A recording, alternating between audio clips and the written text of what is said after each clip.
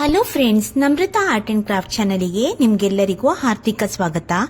ಇಂದು ನಾವು ಚಿತ್ರ ಬಿಡಿಸುವ ಮೂಲಕ ತುಂಬಾ ಸುಲಭವಾಗಿ ಶ್ರೀ ಸತ್ಯನಾರಾಯಣ ಸ್ವಾಮಿ ವ್ರತ ಕಥೆ ತಿಳಿದುಕೊಳ್ಳೋಣ.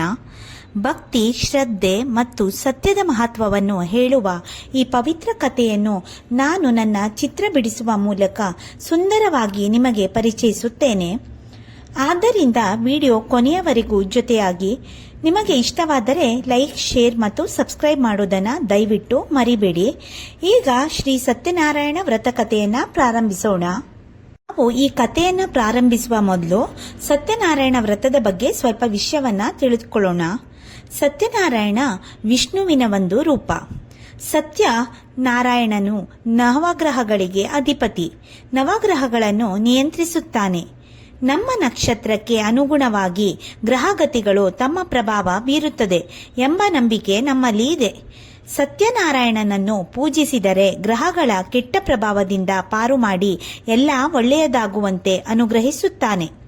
ಆದ್ದರಿಂದ ಸತ್ಯನಾರಾಯಣ ವ್ರತವನ್ನು ಎಲ್ಲಾ ಶುಭ ಸಮಾರಂಭಗಳಲ್ಲಿ ಮಾಡುವ ಪದ್ಧತಿ ಇದೆ.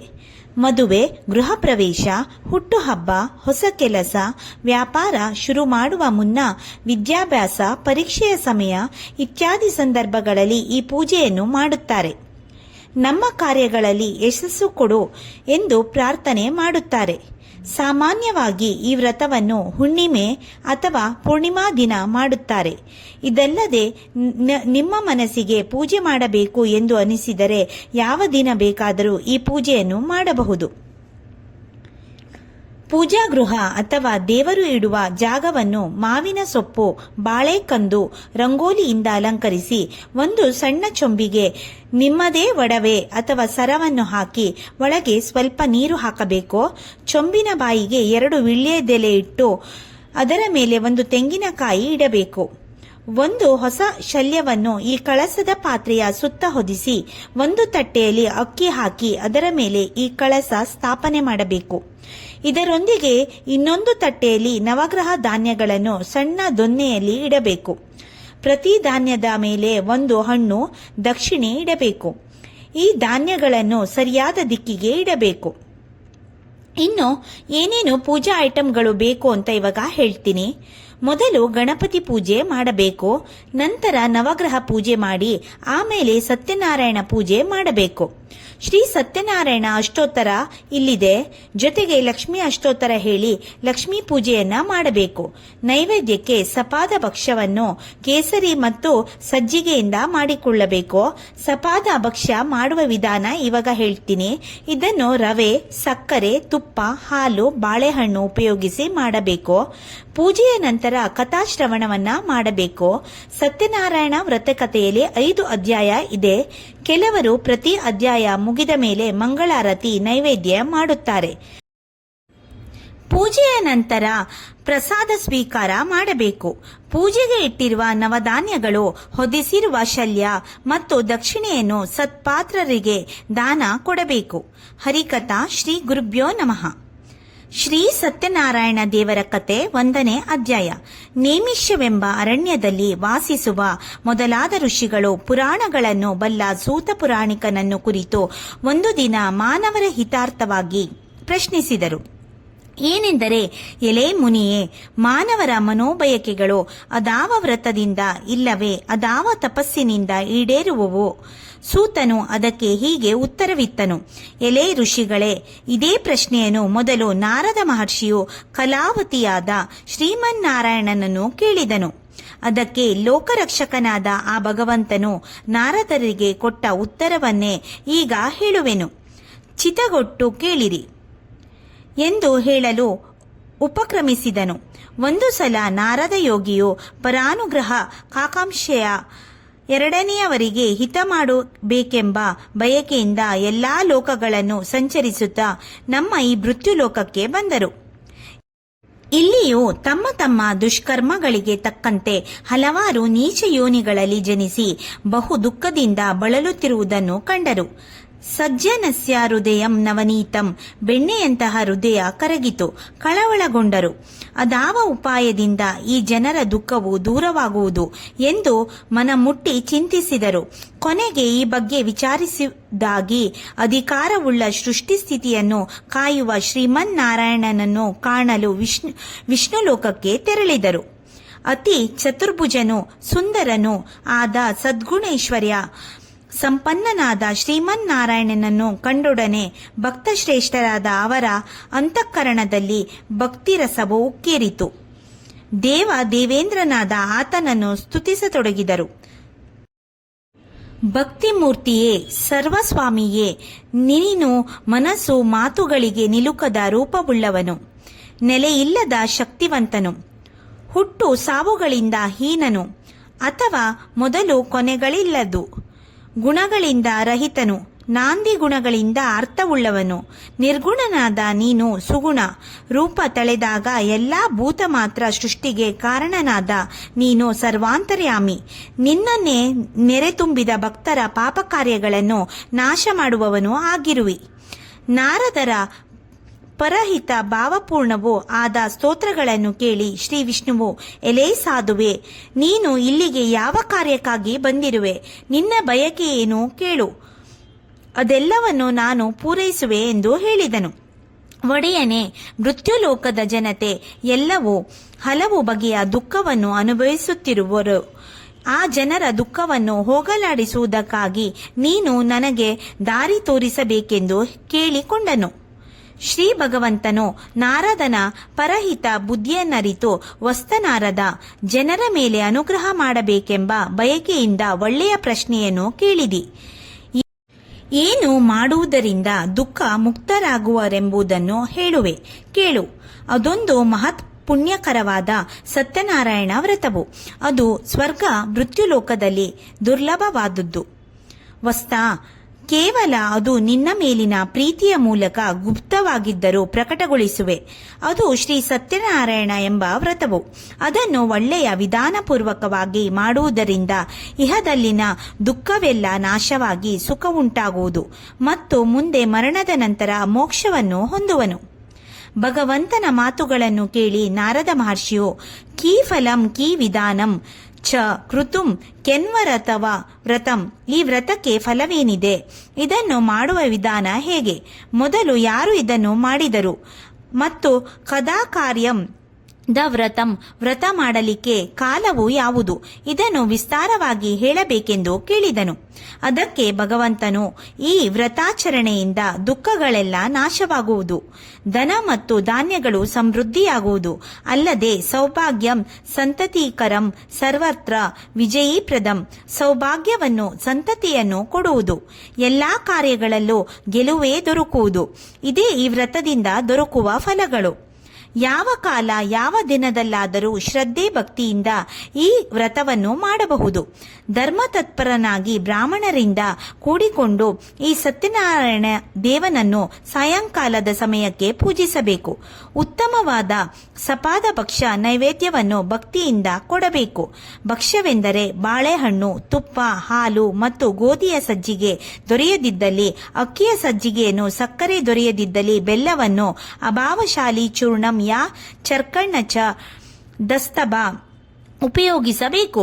ಎಲ್ಲಾ ಪದಾರ್ಥಗಳನ್ನು ಸಪಾದ ಎಂದರೆ ಯಾವುದೊಂದು ಪ್ರಮಾಣ 5 ಮಡಿ ಮಾಡಿ ನಿವೇದಿಸಬೇಕು. ಅನಂತರ ತನ್ನ ಬಾಂಧವರಿಗೆ ಕೂಡಿ ಬ್ರಾಹ್ಮಣರಿಗೆ ಊಟ ಹಾಕಿ ತಾಂಬೂಲ ದಕ್ಷಿಣೆಯನ್ನು ಕೊಡಬೇಕು. ರಾತ್ರಿಯೆಲ್ಲ ನೃತ್ಯ ಗಾನಾದಿಗಳಿಂದ ಹೊತ್ತು ಕಳೆದು ಶ್ರೀ ಸತ್ಯನಾರಾಯಣ ದೇವರನ್ನು ಮನಮುಟ್ಟಿ ಸ್ಮರಿಸುತ್ತಾ ಮನೆಗೆ ಹೋಗಬೇಕು. ಇಂತು ವ್ರತವನ್ನು ಆಚರಿಸಿದರೆ ಮನುಜನ ಮನೋರಥವು ಸಿದ್ಧಿಸುವುದು.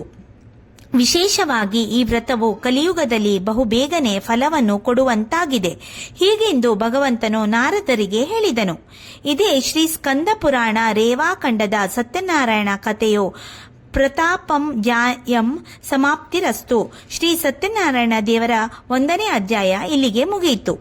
ಶ್ರೀ ಸತ್ಯನಾರಾಯಣ ದೇವರ ಕಥೆ 2ನೇ ಅಧ್ಯಾಯ. ಸೂತ ಪುರಾಣಿಕನು ಋಷಿಗಳನ್ನು ಕುರಿತು, ಎಲೆ ಋಷಿಗಳಿರ, ಇನ್ನು ಈ ವ್ರತವನ್ನು ಪೂರ್ವದಲ್ಲಿ ಯಾರ್ಯಾರು ಮಾಡಿದರೆಂಬುದನ್ನು ಹೇಳುತ್ತೇನೆ, ಕೇಳಿರಿ. ಕಾಶಿ ಪಟ್ಟಣದ ತೀರದಲ್ಲಿ ದರಿದ್ರನಾದ ಬ್ರಾಹ್ಮಣ ಇರುತ್ತಿದ್ದನು.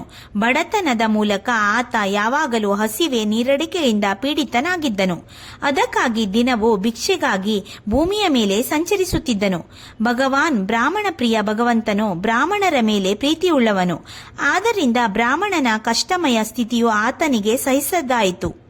ಕೂಡಲೇ ಆತನು ಮುದಿಯನ ವೇಷದಿಂದ ಆ ದರಿದ್ರ ಬ್ರಾಹ್ಮಣನ ಬಳಿಗೆ ಬಂದನು ಮತ್ತು ಅವನನ್ನು ಕುರಿತು ಒಳ್ಳೆಯ ಆದರದಿಂದ, ಎಲೆ ಬ್ರಾಹ್ಮಣನೇ, ನೀನು ನಿತ್ಯವೂ ದುಃಖಿತನಾಗಿ ಭೂಮಿಯ ಮೇಲೆ ಅದೇನು ಕಾರಣ ಸಂಚರಿಸುತ್ತಿರುವಿ? ಅದನ್ನು ಕೇಳಲು ನಾನು ಬಯಸುವೆ. ಅದೇನು ಹೇಳು ಎಂದು ಕೇಳಿದನು. ಅದಕ್ಕೆ ಕಂಗಾಲಾದ ಬ್ರಾಹ್ಮಣನು, ಬ್ರಾಹ್ಮಣೋತ್ತಿದ್ರ ದ್ರೋಹ, ನಾನು ಬ್ರಾಹ್ಮಣನಿದ್ದು ತುಂಬಾ ಬಡವನಾಗಿರುವೆ. ಭಿಕ್ಷೆ ಬೇಡಿ ಹೊಟ್ಟೆ ಹೊರೆದುಕೊಳ್ಳುವ ನಿಮಿತ್ತ ಯಾವಾಗಲೂ ಭೂಮಿಯ ಮೇಲೆ ತಿರುಗಾಡುತ್ತಿರುವೆ. ಈ ನನ್ನ ದಾರಿದ್ರ್ಯವು ದೂರವಾಗಲು ಉಪಾಯವೇನಾದರೂ ತಿಳಿದಿದ್ದರೆ ಅದನ್ನು ತಿಳಿಸುವ ಕೃಪೆಯಾಗಬೇಕೆಂದು ಕೇಳಿದನು.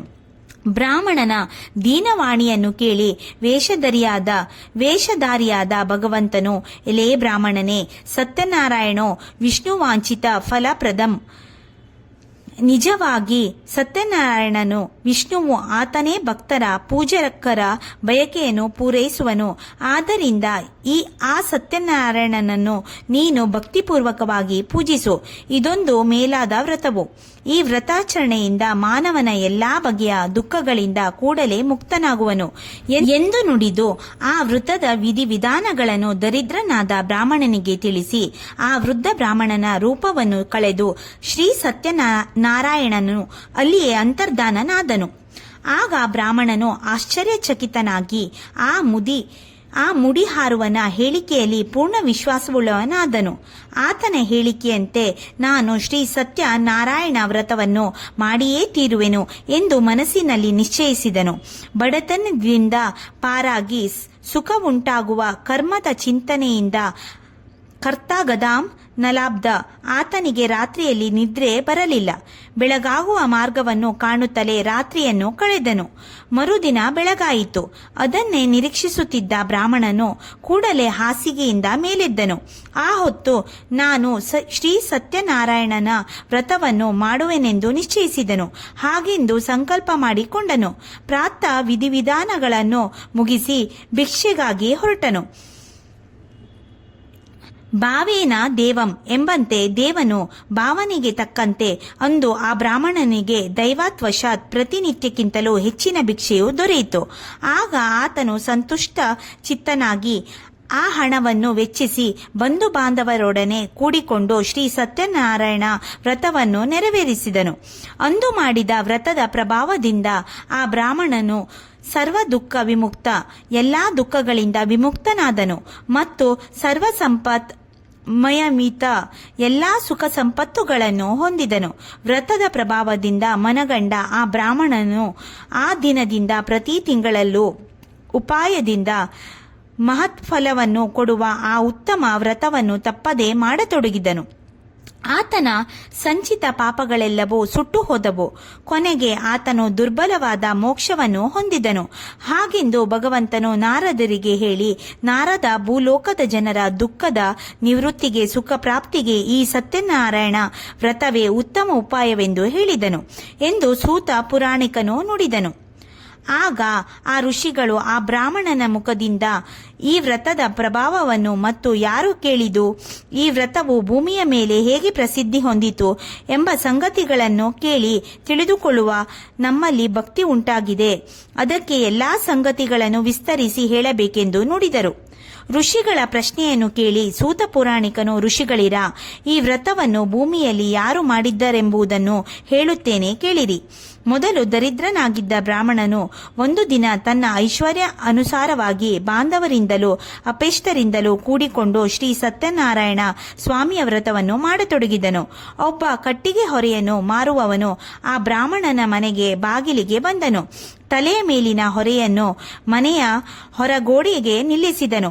ನೀರಡಿಕೆಯಿಂದ ಪೀಡಿತನಾದ ಆ ಬ್ರಾಹ್ಮಣನ ಮನೆಗೆ ಒಳಕ್ಕೆ ಹೋದನು. ಆ ಬ್ರಾಹ್ಮಣನ ಮನೆಯ ಒಳಗೆ ಹೋದನು.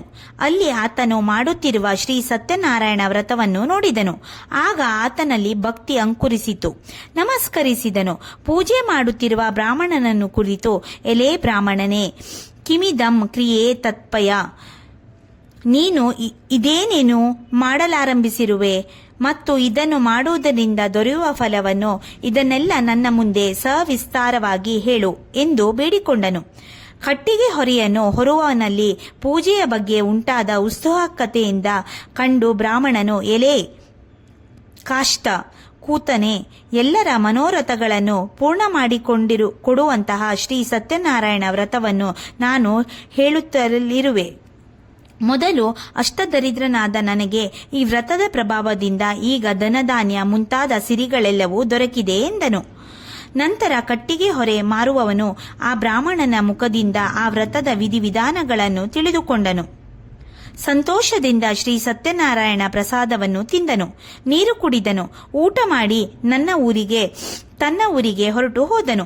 ಅನಂತರ ಅವನು ಶುದ್ಧ ಮನಸ್ಸಿನಿಂದ ಶ್ರೀ ಸತ್ಯನಾರಾಯಣ ದೇವನನ್ನು ಸ್ಮರಿಸಿ, ದೇವ ಶ್ರೀ ಸತ್ಯನಾರಾಯಣನೇ, ಆ ಊರಿನಲ್ಲಿ ಈ ಕಟ್ಟಿಗೆ ಹೊರೆಯನ್ನು ಮಾರಿ ಬಂದ ಹಣವನ್ನು ವೆಚ್ಚ ಮಾಡಿ ನಿನ್ನ ಸಂಬಂಧವಾದ ಶ್ರೀ ಸತ್ಯನಾರಾಯಣ ವ್ರತವನ್ನು ಆಚರಿಸುವೆನು ಎಂದು ಮನಮುಟ್ಟಿ ನಿರ್ಧರಿಸಿದನು. ಅದೇ ನಿರ್ಧಾರದಿಂದಲೇ ಕಟ್ಟಿಗೆ ಹೊರೆಯನ್ನು ಹೊತ್ತುಕೊಂಡು ಹೊರಟನು. ತನ್ನ ಗ್ರಾಮದೊಳಗಿನ ಸಿರಿವಂತರು ವಾಸಿಸುವ ಓಣಿಗೆ ಹೋದನು. ಅಲ್ಲಿ ತನ್ನ ಹೊರೆಯನ್ನು ಮಾರುತ್ತಿರಲು ಕುಷ್ಟ ಮೂಲ್ಯಂಚ ದ್ವಿಗುಣಂ ಪ್ರಾಪ್ತವಾನಸಿ, ಅಂದು ಆತನಿಗೆ ದಿನಕ್ಕಿಂತ 2 ಪಟ್ಟು ಹೆಚ್ಚು ಹಣ ಸಿಕ್ಕಿತು.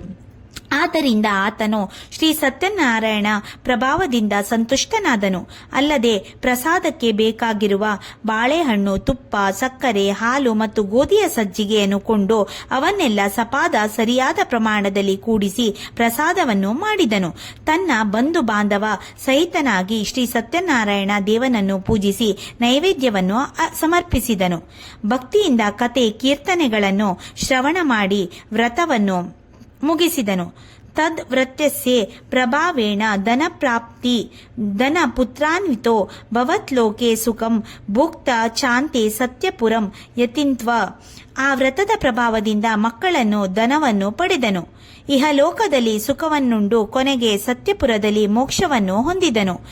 ಇಂತು ಶ್ರೀ ಸ್ಕಂದ ಪುರಾಣದ ರೇಖಾಖಂಡದಲ್ಲಿ ಹೇಳಲಾದ ಶ್ರೀ ಸತ್ಯನಾರಾಯಣ ಕಥೆಯಲ್ಲಿ 2ನೇ ಅಧ್ಯಾಯವು ಇಲ್ಲಿಗೆ ಮುಗಿಯಿತು.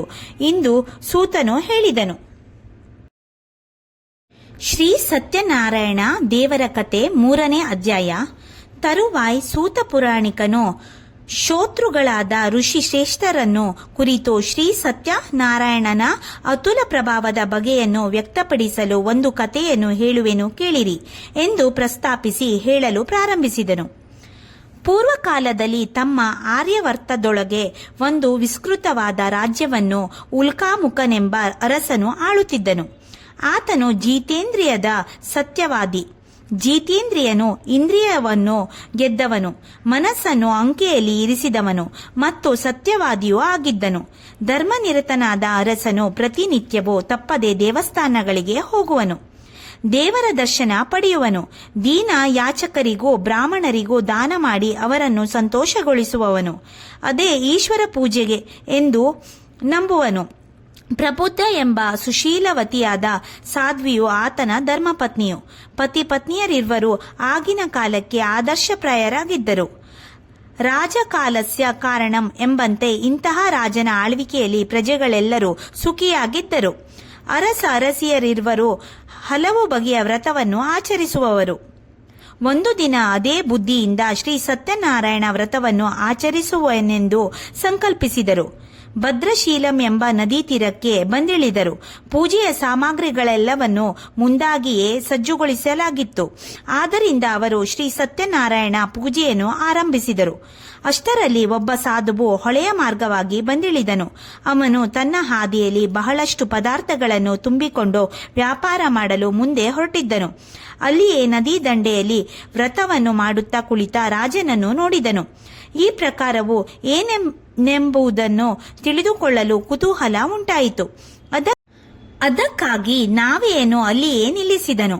ತಾನು ರಾಜನು ಮಾಡುತ್ತಲಿದ್ದ ಕರ್ಮದತ್ತ ನೋಡಿದನು. ತನ್ನ ಕರ್ಮದಲ್ಲಿ ನಿರತನಾದ ಅರಸನನ್ನು ಕಂಡು ಆ ವ್ಯಾಪಾರಿಯು, ಅರಸನೇ, ನಿಮಗೆ ನನ್ನ ನಮಸ್ಕಾರವು. ತಾವು ಇದೀಗ ಇಷ್ಟೊಂದು ಭಕ್ತಿಯುತವಾದ ಮನಸ್ಸಿನಿಂದ ಮಾಡುತ್ತಲಿರುವ ಕರ್ಮ ಅದಾವ ಫಲವನ್ನು ಹೊಂದಲು ಈ ಕರ್ಮವನ್ನು ಮಾಡುತ್ತಲಿರುವಿರಿ ಎಂಬುದನ್ನು ಕೇಳಲು ನಾನು ಬಯಸುವೆ. ಅದೆಲ್ಲವನ್ನು ಪ್ರಕಟಗೊಳಿಸುವ ಕೃಪೆಯಾಗಬೇಕೆಂದು ಕೇಳಿದನು. ವ್ಯಾಪಾರಿಯಾದ ಅವನ ನುಡಿಗಳನ್ನು ಕೇಳಿ ಅರಸನು, ಪೂಜನಂ ಕ್ರಿಯತೆ ಸಾಧ್ಯವೋ ವಿಷ್ಣರೋ ತುಲತೇಜಸಃ, ಎಲೇ ಸಾಧುವೆ, ಈಗ ನಾನು ವ್ರತಸ್ಥನಾಗಿ ಮಹಾ ತೇಜಸ್ವಿಯಾದ ವಿಷ್ಣುವನ್ನು ಶ್ರೀಮನ್ನಾರಾಯಣನನ್ನು ಪೂಜಿಸುತ್ತಲಿರುವೆ. ಈ ವ್ರತದ ಫಲವಾಗಿ ಮಾನವನು ಧನಧಾನ್ಯ ಸಂತಾನಗಳ ನಿಧಿಯನ್ನು ಹೊಂದುವನು. ಬಹಳ ಹೇಳುವುದೇನು? ಮಾನವನ ಮನೋರಥಗಳೆಲ್ಲವೂ ಕೈಗೂಡುವವು. ಇದು ನಿಶ್ಚಿತ ಎಂದು ಸಾಧುವಿಗೆ ವ್ರತದ ಪ್ರಭಾವವನ್ನು ವಿವರಿಸಿದನು. ರಾಜನ ಮಾತುಗಳಿಂದ ಆ ವ್ಯಾಪಾರಿಯು ಮನದಲ್ಲಿ ಕೂಡಲೇ ಭಕ್ತಿ ಭಾವನೆಯು ಉದಯಿಸಿತು. ರಾಜನನ್ನು ಕುರಿತು, ಅರಸನೇ, ಈ ವ್ರತವನ್ನು ಯಾವ ರೀತಿಯಾಗಿ ಆಚರಿಸಬೇಕೆಂದು ಸವಿಸ್ತಾರವಾಗಿ ಹೇಳು. ಮಮ ಕ್ಷೇಮ ಸಂತತಿ ನಾಸ್ತಿ, ತನಗೂ ಸಂತತಿ ಇಲ್ಲ. ಈ ವ್ರತದಿಂದ ಸಂತತಿ ಉಂಟಾಗುವುದೆಂದು ನಿಶ್ಚಿತವಿದ್ದರೆ ನಾನಾದರೂ ಈ ವ್ರತವನ್ನು ಮಾಡುವೆನು ಎಂದು ಹೇಳಿದನು. ಮತ್ತು ರಾಜನ ಮೂಲಕ ವ್ರತದ ವಿಧಾನವನ್ನೆಲ್ಲ ಅರಿತುಕೊಂಡನು ಮತ್ತು ಸಂತೋಷ ಮನಸ್ಕನಾಗಿ ವ್ಯಾಪಾರವನ್ನು ಅಲ್ಲಿಯೇ ನಿಲ್ಲಿಸಿ ಮನೆಗೆ ಬಂದನು. ಮನೆಯಲ್ಲಿರುವ ಲೀಲಾವತಿ ಎಂಬ ತನ್ನ ಪ್ರಿಯ ಪತ್ನಿಯನ್ನು ಕುರಿತು ಸಂತತಿಯನ್ನು ಕೊಡುವಂತಹ ಆ ವ್ರತವನ್ನು ತಿಳಿಸಿ ಅರಸನಿಂದ ಅರಿತುಕೊಂಡ ವಿಧಾನಗಳನ್ನೆಲ್ಲ ಹೇಳಿ, ಪ್ರಿಯೆ, ನನಗೆ ಸಂತತಿಯಾದ ನಂತರ ನಾನಾದರೂ ಈ ವ್ರತವನ್ನು ಮಾಡುವೆನೆಂದು ಹೇಳಿದನು. ವ್ಯಾಪಾರಿ ಬಣಜಿಗ ತನ್ನ ಹೆಂಡತಿಯೊಡನೆ ಇಂತು ಮಾಡಿದ ಮೇಲೆ ಕೆಲ ದಿನಗಳು ಕಳೆದವು. ಲೀಲಾವತಿಯು ಗಂಡನೊಡನೆ ಕೂಡಿಕೊಂಡು ಸಂತೋಷದಿಂದ ಇರಹತ್ತಿದಳು. ನಾನಾದರೂ ಈ ವ್ರತವನ್ನು ಮಾಡುವೆನೆಂದು ಸಂಕಲ್ಪಿಸಿದ ಮಾತ್ರಕ್ಕೆ ಶ್ರೀ ಸತ್ಯನಾರಾಯಣನು ಸುಪ್ರೀತನಾಗಿ ಮಕ್ಕಳ ಫಲವನ್ನು ನೀಡಲು ಉದ್ಯುಕ್ತನಾದನೆಂಬಂತೆ ಆತನ ಅನುಗ್ರಹದಿಂದ ಗರ್ಭಿಣಿ ಬೇತಸ್ಯ ಭಾರ್ಯ ಲೀಲಾವತಿಯು ಗರ್ಭಿಣಿಯಾದಳು. ಸಾಧುವು ಹೆಂಡತಿಗೆ ಉಂಟಾಗುವ ಬಯಕೆಗಳನ್ನೆಲ್ಲ ಪೂರೈಸಿದನು. ಬಸೀರ್ವತಿಗೆ ಮಾಡಬೇಕಾದ ಶಿಷ್ಟಾಚಾರಗಳೆಲ್ಲವೂ ಸಾಗಿದವು. ಈ ರೀತಿಯಾಗಿ ಲೀಲಾವತಿಯು ಗರ್ಭಕ್ಕೆ 9 ತಿಂಗಳು ತುಂಬಿದವು. 10ನೆಯ ತಿಂಗಳು ಪ್ರಾಪ್ತಿಯಾಯಿತು. ಬಳಿಕ ಒಂದು ಶುಭ ದಿನದಲ್ಲಿ ಕೋಮಲತನವೂ ಸುಂದರವೂ ಆದ ಒಂದು ಕನ್ಯಾರತ್ನವು ಜನಿಸಿತು. ಆಗ ಆ ದಂಪತಿಗಳಿಗೆ ಆದ ಆನಂದವು ಹೇಳತೀರದು. ಗಂಡಾಗಲಿ ಹೆಣ್ಣಾಗಲಿ ಹುಟ್ಟಿದ ಕೂಸಿನಿಂದ ತಮ್ಮ ಬಂಜೇತನ ದೂರವಾಯಿತೆಂದು ಅವರು ಒಳ್ಳೆಯ ಉಲ್ಲಸಿತರಾದರು. ಮಗುವಿಗೆ ಜಾತಕ, ಕರ್ಮ, ನಾಮಕರಣಾದಿ ಸಂಸ್ಕಾರಗಳು ಮಾಡಲ್ಪಟ್ಟವು. ಕೂಸಿಗೆ ಕಲಾವತಿ ಎಂದು ಹೆಸರಿಟ್ಟರು. ಶುಕ್ಲ ಪಕ್ಷದ ಚಂದ್ರನಂತೆ ಆ ಮಗಳು ಬೆಳೆಯುತ್ತಾ ದೊಡ್ಡವಳಾಗಿ ಹತ್ತಿದಳು. ಬಳಿಕ ಒಂದು ದಿನ ಲೀಲಾವತಿಯು ತನ್ನ ಪತಿಯನ್ನು ಕುರಿತು, ಸ್ವಾಮಿಯೇ, ಶ್ರೀ ಸತ್ಯನಾರಾಯಣ ದೇವರ ಕೃಪೆಯಿಂದ ನಮಗೆ ಸಂತತಿ ಲಭಿಸಿತು. ಕೂಸು ಬೆಳೆಯಿತು, ಮಗಳು ದೊಡ್ಡವಳಾದಳು.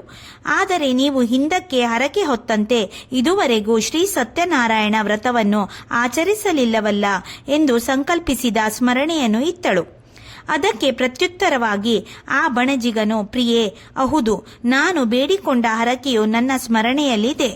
ಆದರೆ ಈಗ ಕಾರ್ಯ ಬಾಹುಲ್ಯದ ಮೂಲಕ ಆ ವ್ರತವನ್ನು ಆಚರಿಸಲು ಸಾಧ್ಯವಿಲ್ಲ.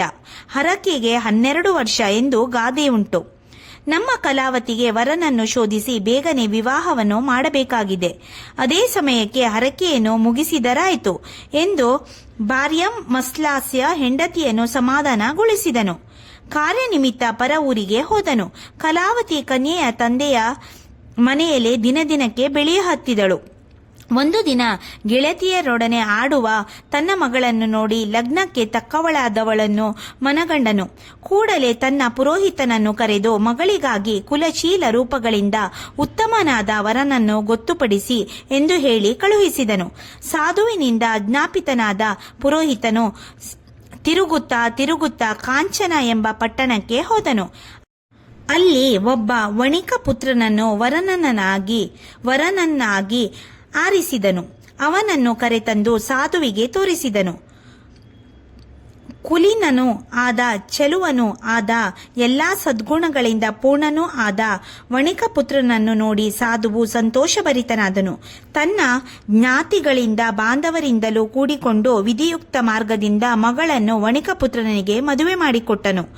ವಿವಾಹ ಸಮಾರಂಭವು ಬಣಜಿಗನ ಸಿರಿವಂತಿಕೆಗೆ ತಕ್ಕಂತೆ ಒಳ್ಳೆಯ ಸಡಗರದಿಂದ ನೆರವೇರಿತು. ಮದುವೆಯಾಗಿ ಅಪರಿಮಿತ ಧನವನ್ನು ವ್ಯಯಿಸಿದನು.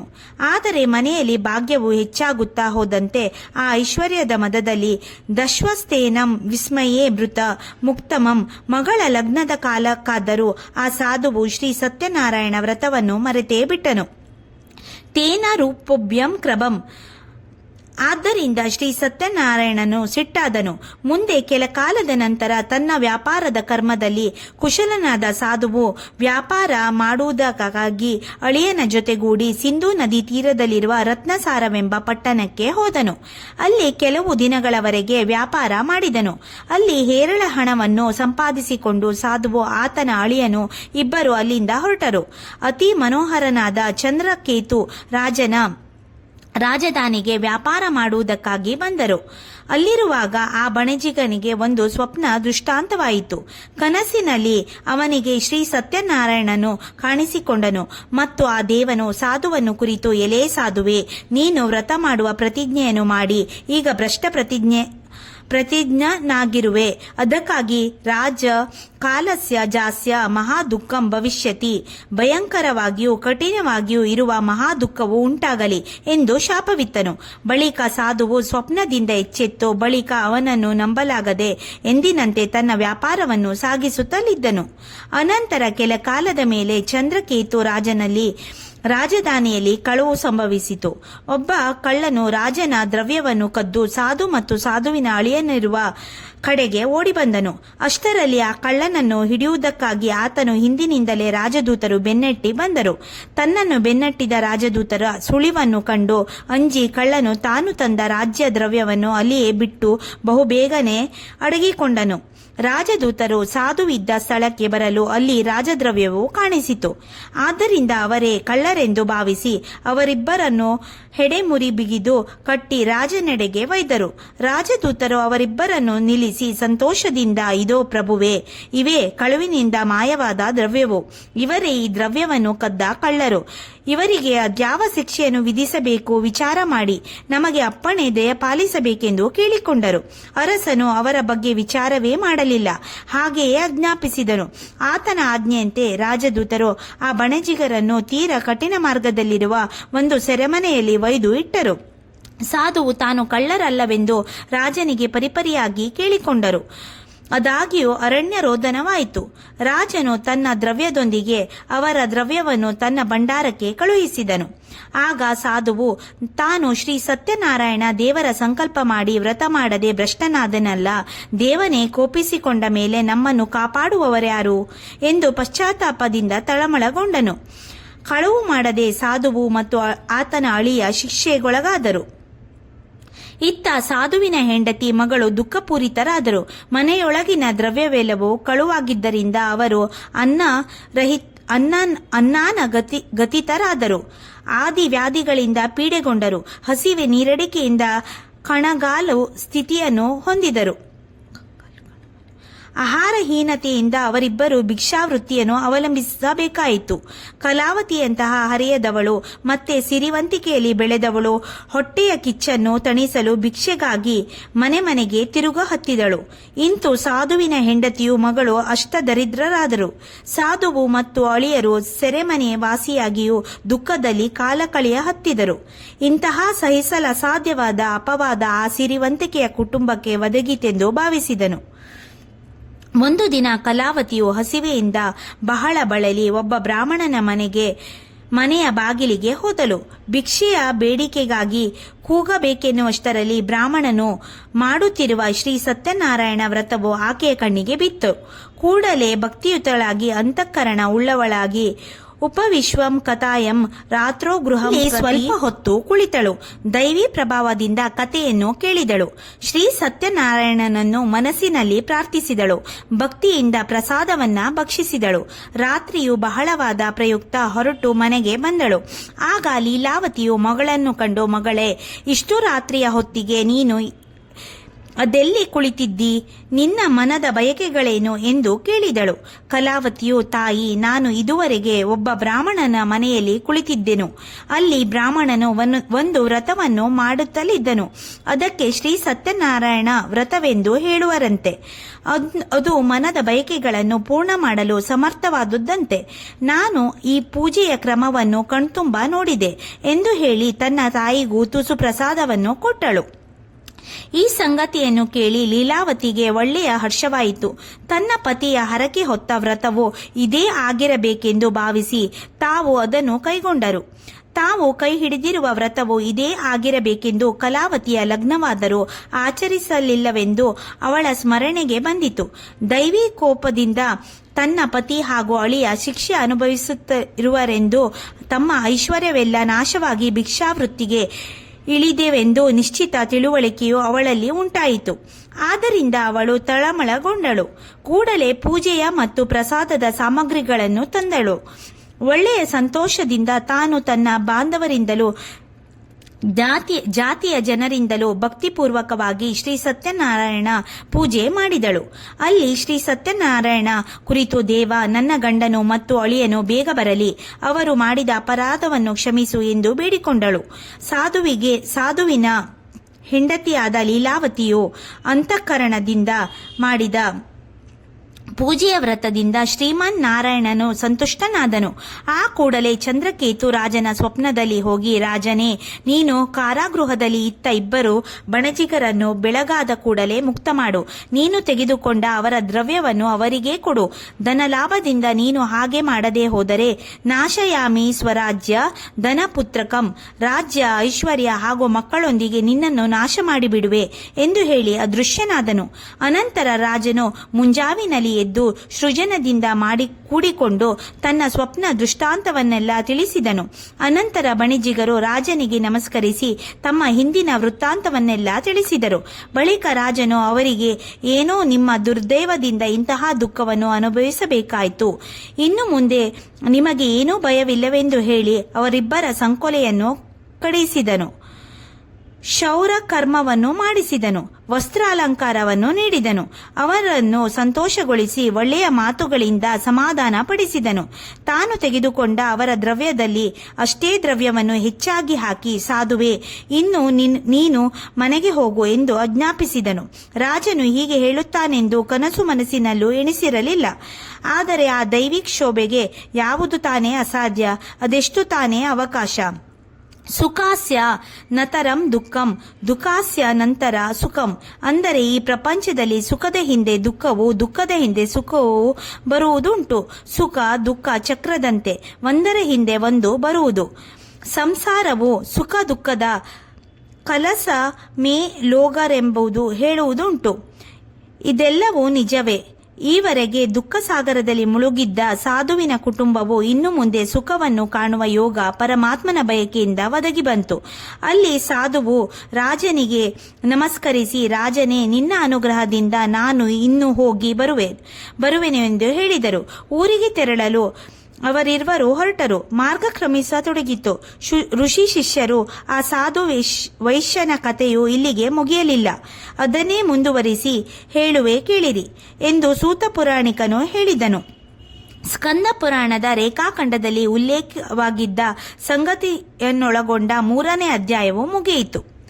ಸತ್ಯನಾರಾಯಣ ದೇವರ ಕತೆ 4ನೇ ಅಧ್ಯಾಯ. ಸೂತ ಪುರಾಣಿಕನು ಹಿಂದಿನ ಕಥೆಯನ್ನೇ ಮುಂದುವರಿಸುತ್ತಾ, ಋಷಿಗಳನ್ನು ಕುರಿತು ಶ್ರೀ ಸತ್ಯನಾರಾಯಣ ಕೃಪೆಯಿಂದ ಸಾಧುವು ಆತನ ಅಳಿಯನು ಬಂದಿವಾಸದಿಂದ ಮುಕ್ತರಾದರು. ಅನಂತರ ಆ ಸಾಧುವು ಆ ಚಂದ್ರಕೇತು ರಾಜನ ನಗರದಿಂದ ತನ್ನ ಊರಿಗೆ ಹೋಗಬೇಕೆಂದು ಆಲೋಚಿಸಿದನು. ವ್ಯಾಪಾರವು ಚೆನ್ನಾಗಿ ಸಾಗಿದ್ದರಿಂದ ಚೆನ್ನಾಗಿ ದ್ರವ್ಯ ಸಂಪಾದನೆ ಆಗಿತ್ತು. ಸಾಧುವು ಹೊರಡುವ ಮುನ್ನ ಬ್ರಾಹ್ಮಣನಿಂದ ಪುಣ್ಯವಾಚನವನ್ನು ಮಾಡಿಸಿಕೊಂಡನು. ಬ್ರಾಹ್ಮಣ್ಯೋದೈನ್ಯರ ತತ್ವ ತದಾಕು ನಗರಂ, ಬ್ರಾಹ್ಮಣನಿಗೆ ದಾನವಾಗಿ ದ್ರವ್ಯವನ್ನು ಕೊಟ್ಟು ಹೊರಟನು. ಅನಂತರ ಮಾವ ಅಳಿಯರಿರುವರು ಸಿಂಧೂ ನದಿಯ ಹತ್ತಿರ ಬಂದರು. ಸಾಧುವು ತಮ್ಮ ಬಳಿಯಲ್ಲಿದ್ದ ದ್ರವ್ಯವನ್ನೆಲ್ಲ ನಾವೆಯಲ್ಲಿ ತುಂಬಿದರು ಮತ್ತು ಆ ನಾವೆಯ ಹತ್ತಿರ ನಿಂತುಕೊಂಡನು. ಅಷ್ಟರಲ್ಲಿ ಶ್ರೀ ಸತ್ಯನಾರಾಯಣನು ಸಾಧು ವೈಶ್ಯನ ಚಿತ್ತವನ್ನು ಪರೀಕ್ಷಿಸುವ ಕುರಿತು ಶ್ರೀ ದಂಡಿ ಸನ್ಯಾಸಿಯ ವೇಷದಿಂದ ಅಲ್ಲಿಗೆ ಬಂದು ಅವನನ್ನು ಕುರಿತು, ಕಮಿಸ್ತಿ ಕಪನೌಸ್ತಿತು, ಈ ನಾವಿಯಲ್ಲಿ ನೀನು ಏನನ್ನು ತುಂಬಿರುವೆ ಎಂದು ಕೇಳಿದನು. ಎಲ್ಲಾ ಮದದಲ್ಲಿ ಧನಮದಕ್ಕಿಂತ ಬಲಿಷ್ಠವಾದದ್ದು ಇನ್ನೊಂದಿಲ್ಲ.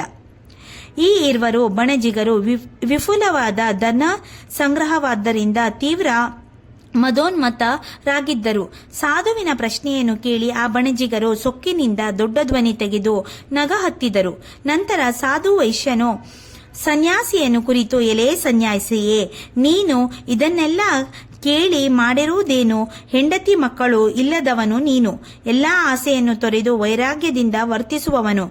ಹೀಗಿದ್ದು ಈ ಜಿಜ್ಞಾಸೆ ನಿನಗೇಕೆ? ಹಣವನ್ನೆಲ್ಲ ಕಳುವಿನಿಂದ ಎಬ್ಬಿಸಬೇಕೆಂದಿರುವೆ ಏನು? ಈ ಬಯಕೆ ನಿನ್ನಲ್ಲಿದ್ದರೆ ಅದು ಈಡೇರಬಾರದು, ಏಕೆಂದರೆ ನಾನು ಅದರಲ್ಲಿ ಹಣವನ್ನು ತುಂಬಿಲ್ಲ. ಲತಾ ಪ್ರಪಾದಿಕಂ ಚೈವ ವರ್ತತರನಂ ಮಮ. ಸಾಧುವು ನಾವೆಯಲ್ಲಿ ಬಳ್ಳಿ ಎಲೆ ಪತ್ರಾದಿಗಳನ್ನು ತುಂಬಿವೆ ಎಂದನು. ಆ ತರಹ ತೀರಾ ನಿಷ್ಠೂರನಾದ ನುಡಿಯನ್ನು ಕೇಳಿ ಒಳ್ಳೆಯದು. ಸತ್ಯಂ ಭಾವಂ ತಂತೆ ವಚಂ, ನೀನು ನುಡಿದದ್ದೇ ಸತ್ಯವಾಗಲಿ ಎಂದು ಸನ್ಯಾಸಿಯು ನುಡಿದನು ಮತ್ತು ಅಲ್ಲಿಂದ ಹೊರಟು ತುಸು ದೂರ ಹೋಗಿ ಅಲ್ಲಿಯೇ ಸಿಂಧೂ ನದಿಯ ದಡದಲ್ಲಿ ಭವಿತವ್ಯವನ್ನು ನಿರೀಕ್ಷಿಸುತ್ತಾ ಕುಳಿತುಕೊಂಡನು. ಸನ್ಯಾಸಿಯು ಹೋದ ನಂತರ ಇತ್ತ ಸಾಧುವು ತನ್ನ ನಿತ್ಯ ಕರ್ಮವನ್ನು ತೀರಿಸಿಕೊಂಡು ಆ ನಾವಿಯ ಹತ್ತಿರ ಬಂದನು. ನಾವಿಯನ್ನು ನೋಡುತ್ತಿರಲು ತಾನು ತುಂಬಿರುವ ದ್ರವ್ಯವೆಲ್ಲ ಮಾಯವಾಗಿತ್ತು. ಕೇವಲ ಎಲೆ ಬಳ್ಳಿಗಳಿಂದಲೇ ಆ ನಾವಿಯು ತುಂಬಿದಂತೆ ತೋರಿತು. ದೈವಲೀಲೆಯು ಅಗಾಧವಾದದು. ಒಮ್ಮೆಲೆ ದ್ರವ್ಯವು ಇಲ್ಲದದನ್ನು ಕಂಡು ಆಶ್ಚರ್ಯದಿಂದಲೂ ಭಯದಿಂದಲೂ ಪೂರ್ಣವಾಗಿ ಸಾಧುವು ಮೂರ್ಛೆಗೊಂಡು ನೆಲಕುರುಳಿದನು. ಮುಂದೆ ತುಸು ಹೊತ್ತಿನ ಬಳಿಕ ತಿಳಿದು ಎದ್ದು ಕುಳಿತನು. ಚಿಂತೆಯು ಆತನನ್ನು ಕಾಡತೊಡಗಿತು. ನೀಡಿದಾದ ಶ್ವಾಸವನ್ನು ಉಸುರಿದನು. ಕಿಂಕರ್ತವ್ಯ ಮೂಢನಾದನು. ಜೊತೆಯಲ್ಲಿದ್ದ ಅಳಿಯನು ಮಾವನ ದೀನವಾದ ಅವ್ಯವಸ್ಥೆಯನ್ನು ಕಂಡು, ಕಿಮರ್ಥಂ ಕಿತ್ರತೆ ಶೋಕಂ, ನೀವೇ ಅದೇನು ಕಾರಣ ಇಷ್ಟೊಂದು ಶೋಕ ಮಾಡುವಿರಿ? ಶಾಪೋ ವತಸ್ಯಂ ದಂಡೀನ, ಆ ಸನ್ಯಾಸಿಯ ಶಾಪ ನೀಡಿರುವನು. ಆ ಮೂಲಕವಾಗಿಯೇ ಈ ಸ್ಥಿತಿ ಉಂಟಾಗಿದೆ. ಆತನಿಗೆ ನಾನು ಶರಣಾಗತರಾಗಬೇಕು. ಅಂದರೆ ಅವನು ತಮ್ಮ ದಬುಕವನ್ನೆಲ್ಲ ಮೊದಲು ಇದ್ದಂತೆ ಮಾಡಿಕೊಡುವನು. ತಮ್ಮ ಕಾರ್ಯವೂ ಆಗುವುದು. ಕಾರಣ ಆತನಿಗೆ ಶರಣು ಹೋಗುವುದೇ ಯೋಗ್ಯವಾಗಿದೆ ಎಂದು ನಿರ್ಮಲ ಮನಸ್ಸಿನಿಂದ ಮೂಲಕ ಮಾವನಿಗೆ ಮಾರ್ಗದರ್ಶನ ಮಾಡಿದನು. ಅಳಿಯನ ಯುಕ್ತವಾದ ಮಾತುಗಳನ್ನು ಮಾವನಿಗೆ ಸರಿದೂರಿದವು. ಕೂಡಲೇ ಆತನು ಅಳಿಯನೊಂದಿಗೆ ಸನ್ಯಾಸಿಯನ್ನು ಹುಡುಕಲು ಹೊರಟನು. ತುಸು ದೂರ ಹೋಗುವಷ್ಟರಲ್ಲಿಯೇ ಅವರು ಅಲ್ಲಿ ಕುಳಿತಿರುವ ಸನ್ಯಾಸಿಯನ್ನು ಕಂಡರು. ಅವರ ಹತ್ತಿರ ಹೋಗಿ ಭಕ್ತಿಭಾವದಿಂದ ನಮಸ್ಕರಿಸಿದನು. ಆದರಪೂರ್ವಕವಾಗಿ ಕೈಗಳನ್ನು ಮುಗಿದುಕೊಂಡು ಸಂಪ್ರೀತಿಯಿಂದ ನಿಂತುಕೊಂಡರು. ಸಾಧು ವೈಶ್ಯನು ತಮ್ಮಿಂದಾದ ಅಪರಾಧಕ್ಕೆ ಸಮ್ಮತಿಸಿ ಪಶ್ಚಾತ್ತಾಪವನ್ನು ವ್ಯಕ್ತಪಡಿಸಿದನು. ತಾನು ಆಡಿದ ಮರುತ್ತರವನ್ನು ಕ್ಷಮಿಸಬೇಕಾಗಿ ಪ್ರಾರ್ಥಿಸಿದನು. ಮೇಲಿಂದ ಮೇಲೆ ನಮಸ್ಕರಿಸುತ್ತಾ ತೀವ್ರ ದುಃಖಕ್ಕೆ ಒಳಗಾಗಿ ನಿಂತನು. ಸತ್ಪುರುಷರು ಹೃದಯ ಕುಸುಮಕ್ಕಿಂತ ಕೋಮಲವೆಂಬ ಮಾತು ಅಂದು ಆ ಸಾಧು ವೈಶ್ಯನ ಅನುಭವಕ್ಕೆ ಬಂತು. ದುಃಖಪೂರ್ಣರಾದ ಸಾಧುವನ್ನು ಕಂಡು ಸನ್ಯಾಸಿ ವೇಷದ ಸತ್ಯದೇವನು ಕೃಪಾಕಟಾಕ್ಷದಿಂದ ಬಿರಿಮಾ ಅನ್ಯತಾ ಶರಣಂ ನಾಸ್ತಿ, ತನ್ನ ಪೂಜೆಯನ್ನು ನಿರ್ಲಕ್ಷಿಸಿದ ಸಾಧುವೆ, ಹೀಗೆ ವ್ಯರ್ಥವಾಗಿ ದುಃಖಿಸಬೇಡ. ನನ್ನ ಮಾತನ್ನು ಕೇಳು, ದುರ್ಬುದ್ಧಿಯೇ ಧನಮಂದಾಂಧನೆ, ನನಗೆ ನೀನು ಅವಮಾನ ಮಾಡಿದಿ. ಆದ್ದರಿಂದ ನೀನು ಈ ಬಗೆಯ ದುಃಖವನ್ನು ಅನುಭವಿಸಬೇಕಾಯಿತು ಎಂದನು. ಸಂಕಟ ಬಂದಾಗ ವೆಂಕಟರಮಣ ಎಂಬುದು ಮನುಷ್ಯನ ಸ್ವಭಾವವು. ಸನ್ಯಾಸಿಯ ಮಾತನ್ನು ಕೇಳಿ ಸಾಧುವು ಆತನನ್ನು ಸ್ತುತಿಸಲು ಉದ್ಯುಕ್ತನಾದನು. ಎಲೆ ಭಗವಂತನೇ, ಬ್ರಹ್ಮನೇ ಮೊದಲಾದ ಎಲ್ಲಾ ದೇವತೆಗಳು ನಿನ್ನ ಮಾಯೆಯಂತೆ ಮೋಹಿತರಾಗಿರುವರು. ಅಂದ ಮೇಲೆ ಮನುಷ್ಯರಾದ ನಮ್ಮ ಪಾಡೇನು? ಭಗವಂತ, ನಾನು ಮಹಾಮೂರ್ಖನು. ನಿನ್ನ ಮಾಯೆಯನ್ನರಿಯಲು ದೇವತೆಗಳೇ ಅಸಮರ್ಥರಾಗಿರುವಾಗ ಮನುಷ್ಯರಾದ ನಮ್ಮ ಪಾಡೇನು? ಇನ್ನು ಸದಾ ಭಕ್ತಿಯಿಂದ ನಿನ್ನನ್ನು ಪೂಜಿಸುವೆ. ನನ್ನ ದ್ರವ್ಯವನ್ನು ಮೊದಲಿನಂತೆ ಮಾಡಿಕೊಡು. ಭಕ್ತ ವತ್ಸಲನಾದ ನೀನು ಶರಣಾಗತನಾದ ನನ್ನನ್ನು ಕಾಪಾಡು. ನಾನು ನಿನಗೆ ಶರಣಾಗತನಾಗಿದ್ದೇನೆ ಎಂದು ಬೇಡಿಕೊಂಡನು. ಭಕ್ತಿ ಭಾವದ ನುಡಿಯನ್ನು ಕೇಳಿ ಶ್ರೀ ಸತ್ಯನಾರಾಯಣನು ಸಂತುಷ್ಟನಾದನು. ದೇವರು ಭಕ್ತಿ ಭಾವನೆಗೆ ಮಾತ್ರ ವಶನು ಎಂಬ ಮಾತು ಸುಳ್ಳಾಗದು.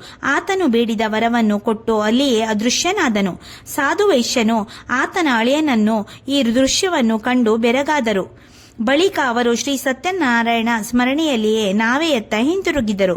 ನಾವೆಯ ಬಳಿಗೆ ಬಂದು ನೋಡುವಷ್ಟರಲ್ಲಿ ನಾವೆಯೊಳಗಿನ ಎಲೆ ಬಳ್ಳಿ ಎಲ್ಲವೂ ಇಲ್ಲವಾಗಿತ್ತು.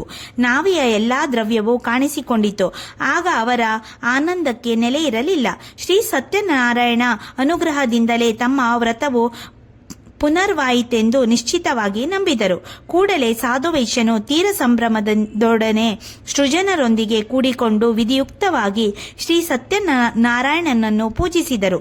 ಕಥೆಯನ್ನು ಶ್ರವಣ ಮಾಡಿ ಇರುವರು ಪ್ರಸಾದವನ್ನು ಸ್ವೀಕರಿಸಿ ನಾವೆಯ ಹತ್ತಿರ ಬಂದರು. ನಾವೆಯಲ್ಲಿ ಕುಳಿತು ಸಂತೋಷದಿಂದ ತಮ್ಮ ಗ್ರಾಮಕ್ಕೆ ಹೊರಡಲು ಅನುವಾದರು. ಹೋಗುತ್ತಿರಲು ಅವರಿಗೆ ತಮ್ಮ ರತ್ನಸಾರ ಪುರವು ತೋರತೊಡಗಿತು. ವೈಶ್ಯನು ಅಳಿಯನಿಗೆ ರತ್ನಸಾರವನ್ನು ತೋರಿಸತೊಡಗಿದನು.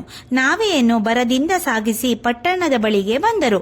ತಾವು ಬಂದಿರುವ ವಾರ್ತೆಯನ್ನು ದೂತರ ಮುಖಾಂತರ ಮನೆಗೆ ಹೇಳಿ ಕಳುಹಿಸಿದನು. ಸಾಧುವೈಶ್ಯನು ಹೇಳಿ ಕಳುಹಿಸಿದ ವಾರ್ತೆಯು ಲೀಲಾವತಿಗೂ ಮಗಳಾದ ಕಲಾವತಿಗೂ ತಿಳಿಯಿತು. ಹಗಲಿರುಳು ಅವರು ಅದೇ ಸ್ಮರಣೆಯಲ್ಲಿದ್ದರು. ಅವರು ಬಯಸಿದ್ದು ಕಿವಿಗೆ ಬಿದ್ದುದರಿಂದ ಅವರು ಹರ್ಷಚಿತ್ತಗೊಂಡರು. ತಮ್ಮ ತಮ್ಮ ಪತಿಗಳ ಶುಭ ಆಗಮನದ ವಾರ್ತೆಯನ್ನು ಕೇಳಿ ಶ್ರೀ ಸತ್ಯನಾರಾಯಣನನ್ನು ಅರ್ಚಿಸಿದರು. ವ್ರತವನ್ನು ವಿಧಿಯುಕ್ತವಾಗಿ ಮುಗಿಸಿದರು. ಪತಿಯನ್ನು ಕಾಣುವ ಆತುರದ ಹುಮ್ಮಸ್ಸಿನಲ್ಲಿ ಕಲಾವತಿಯು ಸತ್ಯದೇವನ ಪ್ರಸಾದವನ್ನು ಸ್ವೀಕರಿಸದೆ ಹಾಗೆಯೇ ನಾವೆಯ ಕಡೆಗೆ ಹೋದಳು. ಶ್ರೀ ಸತ್ಯನಾರಾಯಣನು ಅವಳ ಗಂಡನನ್ನು ಆತನನ್ನು ಕುಳಿತಿರುವ ನಾವೆಯನ್ನು ದ್ರವ್ಯ ಸಹಿತವಾಗಿ ಮುಳುಗಿಸಿಬಿಟ್ಟನು. ಗಂಡನನ್ನು ಕಾಣದ ಹಾಗಾಗಲು ಕಲಾವತಿಯು ದುಃಖಾವೇಗದಿಂದ ಭೂಮಿಗೆ ಬಿದ್ದಳು. ಆ ಸ್ಥಿತಿಯನ್ನು ಕಂಡು ಸಾಧುವೈಶ್ಯನು ಭಯಚಕಿತನಾಗಿ ಚಿಂತಿಸಹತ್ತಿದನು. ನಾವಟ್ಟಿಗರಾದ ಅಂಬಿಗರೆಲ್ಲರೂ ಚಿಂತಾಕ್ರಾಂತರಾದರು.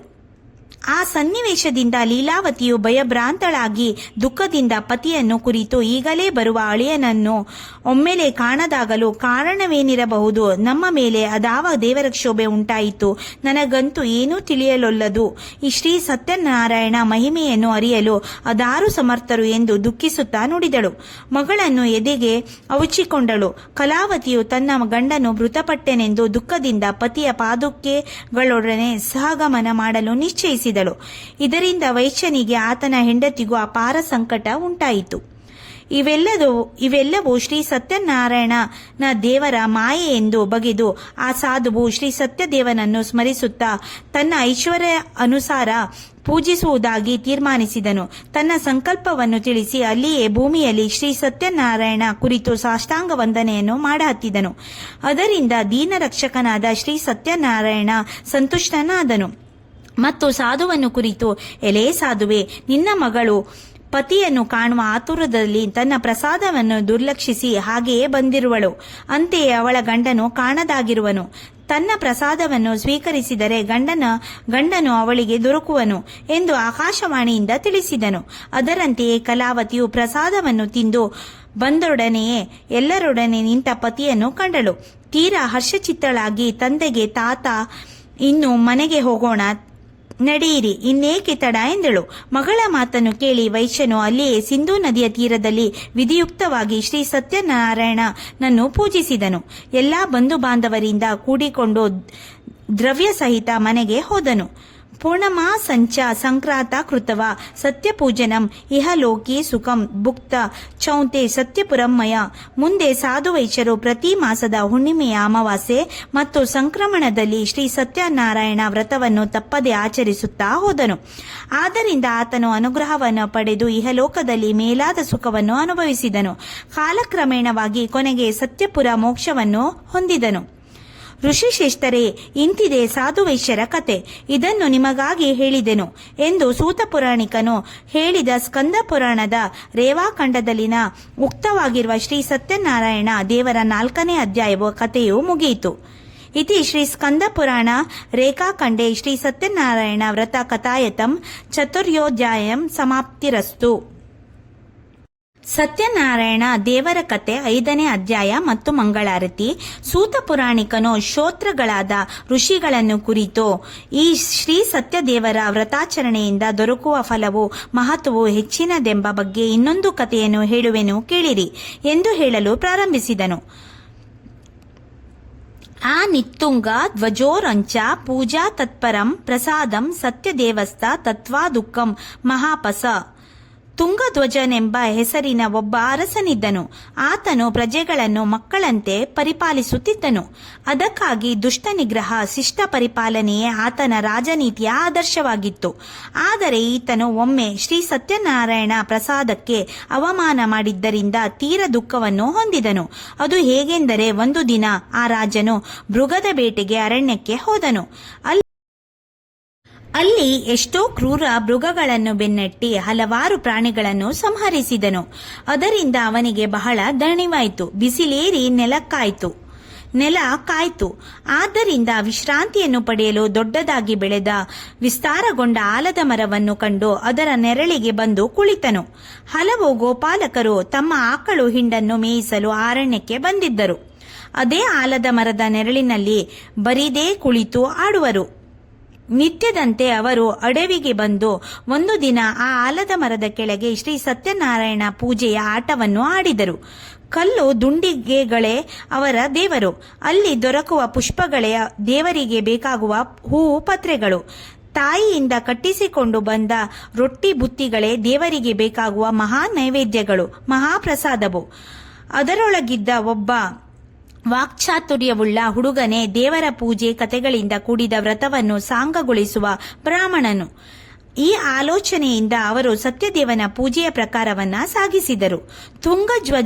ತುಂಗಧ್ವಜ ರಾಜನು ಅದೇ ಮರದ ನೆರಳಿನಲ್ಲಿ ಬಂದು ಬದಿಗೆ ವಿಶ್ರಮಿಸುತ್ತಿದ್ದನಷ್ಟೇ. ಗೋಪಾಲಕರು ಸಂತೋಷದಿಂದ ಭಕ್ತಿಯುತರಾಗಿ ದನಗಾಹಿ ಬಂಧುಗಳೊಡನೆ ಮಾಡುತ್ತಿರುವ ಶ್ರೀ ಸತ್ಯನಾರಾಯಣ ಪೂಜೆಯನ್ನು ನೋಡುತ್ತಾ ಸ್ವಲ್ಪ ಹೊತ್ತು ಕುಳಿತಿದ್ದನು. ಗೋಪಾಲಕರು ಕರೆದರು. ಅವರ ಹತ್ತಿರ ಹೋಗಲಿಲ್ಲ, ನಮಸ್ಕರಿಸಲಿಲ್ಲ. ಇದೊಂದು ಅಶಿಕ್ಷಿತ ಹುಡುಗರ ಆಟವೆಂದು ಆತನು ತನ್ನ ಮನದಲ್ಲಿ ಹೇಯ ಭಾವನೆಯನ್ನು ಹೊಂದಿದನು. ಗೋಪಾಲಕನು ಶ್ರೀ ಸತ್ಯನಾರಾಯಣನನ್ನು ಪೂಜಿಸಿ ಪ್ರಸಾದವನ್ನು ತಂದು ರಾಜನ ಮುಂದೆ ಒಂದು ಎಲೆಯ ಮೇಲಿಟ್ಟು ಹೋದರು. ಕುಳಿತುಕೊಳ್ಳುವ ಎಂಬಂತೆ ಅವರೆಲ್ಲ ಒಂದೆಡೆಗೆ ಸೇರಿ ತಮ್ಮ ತಮ್ಮ ಗಂಟುಗಳನ್ನು ಬಿಚ್ಚಿ ಶ್ರೀ ಸತ್ಯನಾರಾಯಣನ ಪ್ರಸಾದವನ್ನು ಸ್ವೀಕರಿಸಿ ಮನದಣಿಯೇ ಊಟ ಮಾಡಿದರು. ತುಂಗಧ್ವಜರಾಜನು ಅದೊಂದು ಹುಡುಗಾಟಿಕೆಯ ಪ್ರಕಾರವೆಂದು ತಿರಸ್ಕರಿಸಿ ಪ್ರಸಾದವನ್ನು ಅಲ್ಲಿಯೇ ಬಿಟ್ಟು ಹೊರಟು ಹೋದನು. ಮುಂದೆ ತುಸು ದಿನಗಳಲ್ಲಿಯೇ ಅವನು ಪ್ರಸಾದವನ್ನು ತ್ಯಜಿಸಿದ ಕರ್ಮಫಲವನ್ನು ಅನುಭವಿಸಬೇಕಾಗಿ ಬಂದಿತು. ರಾಜ್ಯವನ್ನೆಲ್ಲ ಕಳೆದುಕೊಂಡನು. ಆತನ 100 ಜನ ಮಕ್ಕಳು ನಾಶ ಹೊಂದಿದರು. ಆತನು ಧನಧಾನ್ಯವನ್ನೆಲ್ಲ ಕಳೆದುಕೊಂಡು ಸಂಪತ್ತೆಲ್ಲವೂ ನಾಶವಾಯಿತು. ಹೀಗಾಗಿ ಅವನು ಬಹಳ ಸಂಕಷ್ಟಕ್ಕೆ ಒಳಗಾದನು, ಬಹಳ ಹೀನಾವಸ್ಥೆಯನ್ನು ಹೊಂದಿದನು. ಆಗ ಶ್ರೀ ಸತ್ಯನಾರಾಯಣನ ಪೂಜೆಯನ್ನು ಪ್ರಸಾದವನ್ನು ಹೀಗಳಿಸಿ ಅವಮಾನಿಸಿದ್ದರಿಂದಲೇ ತನಗೆ ಈ ಗತಿ ಉಂಟಾಯಿತೆಂದು ಆತನು ಕಂಡುಹಿಡಿದನು. ಆದ್ದರಿಂದ ಯಾವ ಸ್ಥಳದಲ್ಲಿ ಶ್ರೀ ಸತ್ಯದೇವನಿಗೆ ಅಮರ್ಯಾದೆ ಮಾಡಿದ್ದನೋ ಅದೇ ಸ್ಥಳಕ್ಕೆ ಹೋಗಬೇಕೆಂದು ನಿಶ್ಚಯಿಸಿದನು. ಅಲ್ಲಿಯೇ ಶ್ರೀ ಸತ್ಯನಾರಾಯಣನನ್ನು ಪೂಜಿಸಿ ಅವನ ಕೃಪಾ ಕಟಾಕ್ಷ ಪಡೆಯಬೇಕೆಂದು ಮನಮುಟ್ಟಿ ಗೊತ್ತು ಮಾಡಿದನು. ಅದೇ ಆಲದ ಮರದ ಕೆಳಗೆ ಹೋದನು. ಪೂಜೆ ಪ್ರಸಾದಗಳಿಗೆ ಬೇಕಾದ ಸಾಮಗ್ರಿಗಳನ್ನು ಸಂಗಡ ಒಯ್ದನು. ಅಲ್ಲಿ ಆ ಗೋಪಾಲಕರ ಗುಂಪಿನಲ್ಲಿ ತಾನೂ ಸೇರಿಕೊಂಡು ಗೋಪಾಲಕರೊಡನೆ ಭಕ್ತಿಭಾವದಿಂದ ವಿಧಾನಪೂರ್ವಕವಾಗಿ ಶ್ರೀ ಸತ್ಯನಾರಾಯಣ ವ್ರತವನ್ನು ಮಾಡಿದನು. ಕಥೆಯನ್ನು ಕೇಳಿದನು. ಅಕಟಕ ಘಟನಾ ಸಾಮರ್ಥ್ಯವನ್ನು ನೆನೆದು ತಲೆಬಾಗಿದನು. ತನಗೆ ಮೊದಲಿನ ಸುಸ್ಥಿತಿಯನ್ನು ಉಂಟು ಮಾಡೆಂದು ಅಂತಃಕರಣದಿಂದ ಪ್ರಾರ್ಥಿಸಿದನು. ಆದ್ದರಿಂದ ಆದುದೇನೆಂದರೆ, ಸತ್ಯದೇವ ಪ್ರಸಾದೇನ ಧನ ಪುಲಾನ್ವಿಕೋ ಭವತ್ ಇಹಲೋಕೆ ಸೂತಂ ಯಕ್ತ್ವಾ ಚಾರಿತೆ ಸತ್ವಪುರಂ ಮಮಂ. ಸತ್ಯದೇವನ ಪ್ರಸಾದದಿಂದಲೂ ಆ ರಾಜನ ರಾಜೇಶ್ವರಗಳಿಂದಲೂ ಮಕ್ಕಳಿಂದಲೂ ಕೂಡಿ ಇಹಲೋಕದಲ್ಲಿ ಸುಖದಿಂದ ಇದ್ದು ಅನಂತರ ಸತ್ಯಪುರಕ್ಕೆ, ಅಂದರೆ ಯದ್ವಾತ್ವನಂ ತದ್ವಾಯ ಪುರಂ ಮಾನವನು ಮರಳಿ ಜನ್ಮಕ್ಕೆ ಬಾರದಂತಹ ಪರಮಾತ್ಮನ ಸನ್ನಿಧಿಗೆ ಹೋದನು. ಅರ್ಥಾತ್ ಕೊನೆಗೆ ಮೋಕ್ಷವನ್ನ ಹೊಂದಿದನು. ಋಷಿಗಳೇ, ಇಂತಹ ಪರಮ ದುರ್ಬಲನಾದ ಶ್ರೀ ಸತ್ಯನಾರಾಯಣ ವ್ರತವನ್ನು ಭಕ್ತಿಪೂರ್ವಕವಾಗಿ ಮಾಡುವವರು ಎಲ್ಲಾ ಫಲಗಳನ್ನು ಸಮೃದ್ಧಿಯಾಗಿ ಹೊಂದುವರು. ಯಥಾ ಪ್ರಮುಚೇತ್ ಸತ್ಯಮೇವನ ಸಂಶಯಂ. ಶ್ರೀ ಸತ್ಯನಾರಾಯಣನ ಅನುಗ್ರಹಕ್ಕೆ ಒಳಗಾದವರು ಧನಧಾನ್ಯಗಳಿಂದ ಸಮೃದ್ಧರಾಗುವರು. ದರಿದ್ರನು ವ್ರತವನ್ನು ಮಾಡಲಿ ಐಶ್ವರ್ಯದಿಂದ ಪೂರ್ಣನಾಗುವನು. ಕಾರಾಗೃಹದಲ್ಲಿರುವನು ಬಂಧಮುಕ್ತನಾಗುವನು. ಇದರಲ್ಲಿ ಸಂಶಯವಿಲ್ಲ. ಇಷ್ಟೇ ಅಲ್ಲ, ಇಪಸೀತಂ ಕಲಕಂ ಬತಿಕ್ತ ಚಾಂತೆ ಸತ್ಯಪುರಂ ವಜ್ರತೆ. ಮನದ ಎಲ್ಲಾ ಬಯಕೆಗಳನ್ನು ಪೂರ್ಣವಾಗಿ ಭೋಗಿಸಿ ಅಂತ್ಯದಲ್ಲಿ ಸತ್ಯಪುರವನ್ನು ಹೊಂದುವನು. ಸೂತನು ಋಷಿಗಳಿರ ಯಥಾ ಕೃಪಾ ಸರ್ವ ದುಃಖೇಂಕ್ಯೋ ಮುಕ್ತೋ ಭಾವತಿ ಮಾನವಹಂ. ಈ ವ್ರತವನ್ನು ಮಾಡಿದ ಮಾತ್ರದಿಂದ ಮನುಷ್ಯನು ಎಲ್ಲಾ ದುಃಖಗಳಿಂದ ಮುಕ್ತನಾಗುವನು. ಅಂತಹ ಶ್ರೀ ಸತ್ಯನಾರಾಯಣ ಪೂಜೆಯ ಬಹಳ ಫಲವನ್ನು ಕೊಡುತ್ತದೆ. ವ್ರತವನ್ನು ಮಾಡುವುದರಿಂದ ದುಃಖಗಳೆಲ್ಲ ನಾಶವಾಗಿ ಸುಖ ಹೊಂದುವರು. ಈತನಿಗೆ ಕೆಲವರು ಶ್ರೀ ಸತ್ಯನಾರಾಯಣ ಎಂತಲೂ ಸತ್ಯದೇವ ಅಂತಲೂ ಕರೆಯುವರು. ಮನೋರಥವನ್ನು ಪೂರ್ಣ ಮಾಡಿ ಕೊಡುವ ಭಗವಂತನು ಈ ಕಲಿಕಾಲದಲ್ಲಿ ಸತ್ಯವ್ರತ ಎಂಬ ನಾಮದಲ್ಲಿ ಅವತರಿಸಿದ್ದಾನೆ. ಇದಂ ಪಡೆತೆ ಶೃಣೋತಿ ಮುನಿಸತ ಮಮಂ ಸತ್ಯ ಸಂಶ್ಯತಿ ಪಾಪಾನಿ ಸತ್ಯದೇವತಕ. ಋಷಿ ಶ್ರೇಷ್ಠರೇ, ಈ ಶ್ರೀ ಸತ್ಯನಾರಾಯಣ ಕಥೆಯನ್ನು ನಿತ್ಯದಲ್ಲೂ ಯಾರು ಪಠಿಸುವರೋ ಮತ್ತು ಯಾರು ಶ್ರವಣ ಮಾಡುವರೋ ಅವರ ಪಾಪ ದುಃಖಗಳೆಲ್ಲ ಶ್ರೀ ಸತ್ಯನಾರಾಯಣ ಅನುಗ್ರಹದಿಂದ ನಿಶ್ಚಯವಾಗಿ ನಾಶ ಹೊಂದುವುದು. ಮಹರ್ಷಿಗಳೇ, ಇಂತಿದೆ ಶ್ರೀ ಸತ್ಯನಾರಾಯಣ ದೇವರ ವ್ರತವು ಪೂಜನ ಮತ್ತು ಶ್ರವಣ ಫಲಶ್ರುತಿಯು ಎಂದು ಸೂತ ಪುರಾಣಿಕನು ನೇಮಿಷಾರಣ್ಯದಲ್ಲಿ ಕೇಳಿದ ಋಷಿಗಳ ಪ್ರಶ್ನೆಗೆ ಉತ್ತರ ರೂಪವಾಗಿ ಹೇಳಿದ ಈ ಕಥೆಯು ಸ್ಕಂದ ಪುರಾಣದ ರೇವಾಖಂಡ ಎಂಬ ಭಾಗದಲ್ಲಿ ಹೇಳಲಾಗಿದೆ. ಅದನ್ನೇ ಇಲ್ಲಿ 5ನೇ ಅಧ್ಯಾಯವಾಗಿ ಮುಗಿಸಿ ಮಂಗಳ ಹಾಡಲಾಯಿತು. ಶ್ರೀ ಸತ್ಯನಾರಾಯಣ ದೇವನ ಕಥೆಯು ಪಂಚಮೋಧ್ಯಾಯ ಸಮಾಪ್ತಿರಸ್ತು. ಮನೆಯಲ್ಲಿ ಶ್ರೀ ಸತ್ಯನಾರಾಯಣ ಪೂಜೆ ಮಾಡುವುದರಿಂದ ಆರೋಗ್ಯಕ್ಕೆ ಇಷ್ಟೆಲ್ಲ ಪ್ರಯೋಜನಗಳಿವೆ. ಮನೆಯಲ್ಲಿ ಸತ್ಯನಾರಾಯಣ ಪೂಜೆ ಮಾಡುವ ಮನೆಯವರೆಲ್ಲ ವ್ರತ ನಿಯಮಗಳನ್ನು ಪಾಲಿಸುತ್ತಾರೆ. ಆದ್ದರಿಂದ ಈ ಮನೆ ಸದಸ್ಯರೆಲ್ಲರೂ ಈ ಪ್ರಮುಖ ಪ್ರಯೋಜನವನ್ನು ದೊರೆಯುತ್ತದೆ. ಸತ್ಯನಾರಾಯಣ ವ್ರತ ಮಾಡುವುದರಿಂದ ದೇಹ ಹಾಗೂ ಮನಸ್ಸು ಎರಡೂ ಶುದ್ಧವಾಗುವುದು. ದೇಹ ಶುದ್ಧವಾದರೆ ಆರೋಗ್ಯ ವೃದ್ಧಿಸುವುದು, ಮಾನಸಿಕ ಆರೋಗ್ಯ ಹೆಚ್ಚುವುದು, ನಮ್ಮ ಗುರಿ ಕಡೆ ನಮ್ಮ ಗಮನ ಕೇಂದ್ರೀಕರಿಸಲು ಸಾಧ್ಯವಾಗುವುದು, ಮನಸ್ಸಿನಲ್ಲಿರುವ ಗೊಂದಲಗಳು ದೂರವಾಗುವುದು, ಮನೆಯಲ್ಲಿ ಆರ್ಥಿಕ ಸ್ಥಿತಿ ಚೆನ್ನಾಗಿರುತ್ತದೆ, ನಮ್ಮ ಬಯಕೆಗಳು ಈಡೇರುವುದು. ಇನ್ನು ಸತ್ಯನಾರಾಯಣ ಪೂಜೆ ಮಾಡುವುದರಿಂದ ದೊರೆಯುವ ಧಾರ್ಮಿಕ ಪ್ರಯೋಜನಗಳು: ಸತ್ಯವಂತರಾಗಿ ಬಾಳುವಂತೆ ಪ್ರೇರೇಪಿಸುತ್ತದೆ. ಒಳ್ಳೆಯದು ಕೆಟ್ಟದು ನಡುವಿನ ವ್ಯತ್ಯಾಸ ತಿಳಿಯುವಷ್ಟು ಪಕ್ವತೆ ಬೆಳೆಯುತ್ತದೆ. ನಮ್ಮಲ್ಲಿ ಒಳ್ಳೆಯತನ ಹೆಚ್ಚಾಗುತ್ತದೆ. ನಾವು ಪೂಜೆ ಮಾಡುವಾಗ ಸಂಪೂರ್ಣವಾಗಿ ದೇವರಿಗೆ ಶರಣಾಗುತ್ತೇವೆ. ಇದರಿಂದ ಮನಸ್ಸಿಗೆ ನೆಮ್ಮದಿ ಸಿಗುತ್ತದೆ. ತಪ್ಪು ಸರಿಗಳ ಬಗ್ಗೆ ನಮ್ಮಲ್ಲಿರುವ ಗೊಂದಲ ಕಡಿಮೆ. ನಾವು ಸರಿಯಾದ ನಿರ್ಧಾರ ತೆಗೆದುಕೊಳ್ಳಲು ಸಾಧ್ಯವಾಗುವುದು. ಬದುಕಿನಲ್ಲಿ ಸತ್ಯಕ್ಕೆ ಹೆಚ್ಚು ಬೆಲೆ ಕೊಡುತ್ತೇವೆ. ಸತ್ಯವಂತರಾಗಿ ಬಾಳಲು ಬಯಸುತ್ತೇವೆ. ಸತ್ಯವಂತರಾದರೆ ಮಾತ್ರ ಆ ನಾರಾಯಣನ ಕೃಪೆ ನಮ್ಮೇಲಿರುತ್ತದೆ ಎಂಬ ನಂಬಿಕೆ ಬಲವಾಗುವುದು. ಇನ್ನು ಮನೆಯಲ್ಲಿ ಸತ್ಯನಾರಾಯಣ ಪೂಜೆ ಮಾಡುವುದರಿಂದ ದೊರೆಯುವ ಪ್ರಯೋಜನಗಳು: ಯಾವುದೇ ಶುಭ ಕಾರ್ಯಕ್ಕೆ ಮುನ್ನ ಮನೆಯಲ್ಲಿ ಸತ್ಯನಾರಾಯಣ ಪೂಜೆ ಮಾಡುವುದರಿಂದ ಮನೆಯಲ್ಲಿ ಧನಾತ್ಮಕ ಶಕ್ತಿ ತುಂಬಿಕೊಳ್ಳುತ್ತದೆ. ಮನೆಗೆ ಬಂದ ಅತಿಥಿಗಳಿಗೆ ಸತ್ಯನಾರಾಯಣ ಪೂಜೆಯ ಪ್ರಸಾದ ಹಂಚುವುದರಿಂದ ಅವರು ಕೂಡ ಒಳ್ಳೆಯ ಮನಸ್ಸಿನಿಂದ ನಮ್ಮನ್ನು ಹರಸುತ್ತಾರೆ ಹಾಗೂ ಶುಭ ಹಾರೈಸುತ್ತಾರೆ. ಮದುವೆ, ನಿಶ್ಚಿತಾರ್ಥ ಈ ರೀತಿಯ ಕಾರ್ಯಕ್ರಮದ ಮುಂಚೆ ಶ್ರೀ ಸತ್ಯನಾರಾಯಣ ಪೂಜೆ ಮಾಡಿಸುವುದರಿಂದ ಹೊಸ ಜೋಡಿಯ ಬದುಕಿಗೆ ಒಳ್ಳೆಯದಾಗುತ್ತದೆ. ಗೃಹ ಪ್ರವೇಶ ಮಾಡುವಾಗ ಈ ಪೂಜೆ ಮಾಡುವುದರಿಂದ ಮನೆಗೆ ಒಳಿತಾಗುತ್ತದೆ. ಯಾವುದಾದರೂ ವ್ಯವಹಾರ ಮಾಡುವ ಮುನ್ನ ಸತ್ಯನಾರಾಯಣ ಪೂಜೆ ಮಾಡಿಸಿದರೆ ಅದರಿಂದ ಮಾಡುವ ವ್ಯವಹಾರದಲ್ಲಿ ಯಶಸ್ಸು ಲಭಿಸುವುದು. ಗಣಪತಿ ಪೂಜೆ ಮಾಡಿದ ಬಳಿಕವಷ್ಟೇ ಶ್ರೀ ಸತ್ಯನಾರಾಯಣ ಪೂಜೆ ಮಾಡಿಸಬೇಕು. ಮನೆಯಲ್ಲಿ ಸತ್ಯನಾರಾಯಣ ಪೂಜೆ ಮಾಡಿಸಿದರೆ ದೊರೆಯುವ ಪ್ರಯೋಜನಗಳು: ಹಿಂದೂ ಧರ್ಮದಲ್ಲಿ ಸತ್ಯನಾರಾಯಣ ಪೂಜೆಗೆ ತುಂಬಾನೇ ಮಹತ್ವವಿದೆ. ಮನೆ ಗೃಹ ಪ್ರವೇಶವಿರಲಿ, ಯಾವುದೇ ಶುಭ ಕಾರ್ಯವಿರಲಿ, ಸತ್ಯನಾರಾಯಣ ಪೂಜೆ ಮಾಡಲಾಗುವುದು. ಪ್ರತಿ ತಿಂಗಳು ಸತ್ಯನಾರಾಯಣ ಪೂಜೆ ಬರುತ್ತದೆ.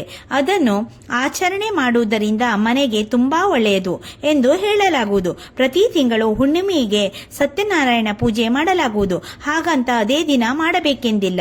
ಯಾವುದೇ ದಿನದಲ್ಲೂ ಸತ್ಯನಾರಾಯಣ ಪೂಜೆ ಮಾಡಬಹುದು. ಸತ್ಯನಾರಾಯಣ ಪೂಜೆ ಮಾಡುವವರು ಉಪವಾಸವಿದ್ದು ವ್ರತ ನಿಯಮಗಳನ್ನು ಪಾಲಿಸಿ ಸತ್ಯನಾರಾಯಣನಿಗೆ ಪೂಜೆ ಸಲ್ಲಿಸಬೇಕು.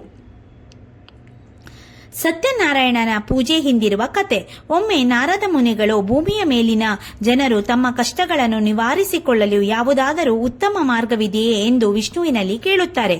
ಆಗ ಮಹಾವಿಷ್ಣು ಸತ್ಯನಾರಾಯಣ ಪೂಜೆಯನ್ನು ಮಾಡಿದರೆ ಕಷ್ಟವು ದೂರವಾಗುತ್ತದೆ ಎಂದು ಹೇಳುತ್ತಾರಂತೆ. ಹೀಗಾಗಿ ಅಂದಿನಿಂದ ಇಂದಿನವರೆಗೂ ಸತ್ಯನಾರಾಯಣ ಪೂಜೆ ಮಾಡಿಕೊಂಡು ಬರಲಾಗುತ್ತಿದೆ ಎಂದು ಹೇಳಲಾಗಿದೆ.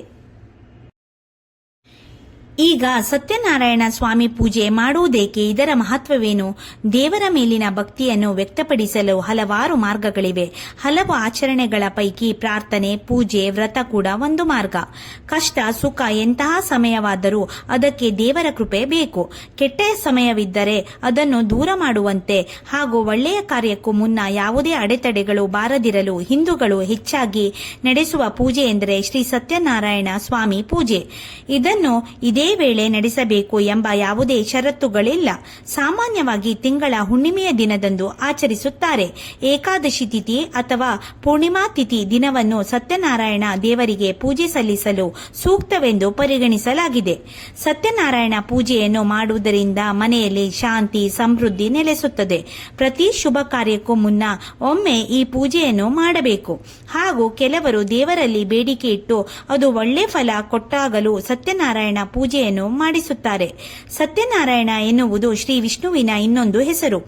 ಯಾವಾಗಲೂ ಸತ್ಯವನ್ನೇ ಸಂಕೇತಿಸುವ ನಾರಾಯಣ ಎಂದು ಸಹ ಹೇಳಲಾಗುತ್ತದೆ. ಭಗವಂತನ ಈ ಸಕಾರವು ಸತ್ಯ ಮತ್ತು ಸತ್ಯವನ್ನು ಮಾತ್ರ ಪ್ರತಿನಿಧಿಸುತ್ತದೆ.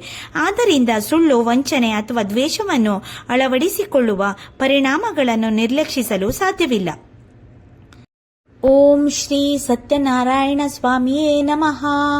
ಈ ಎಲ್ಲ ಇನ್ಫಾರ್ಮೇಶನ್ಗಳು ನಿಮ್ಗೇನಾದರೂ ಇಷ್ಟ ಆದರೆ ಪ್ಲೀಸ್ ಲೈಕ್ ಮಾಡಿ, ಶೇರ್ ಮಾಡಿ, ಸಬ್ಸ್ಕ್ರೈಬ್ ಮಾಡಿ. ಹಾಗೆ ಎಲ್ಲ ಕಥೆಯನ್ನು ಕೇಳಿ ದೇವರ ಕೃಪೆಗೆ ಪಾತ್ರರಾಗಿ. Thank you.